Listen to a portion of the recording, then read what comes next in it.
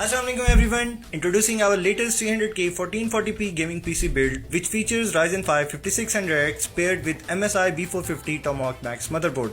For good times and future upgrades, we have added Deepcool Castle 360 liquid cooler. Additionally, we have added this beauty All-I Blade RAM with a capacity of 16GB and bus speed of 3200 MHz RAM. Storage option contains a 256 NVMe paired with a 1TB hard. For high FPS in games, we have paired an RTX 3070 Ti.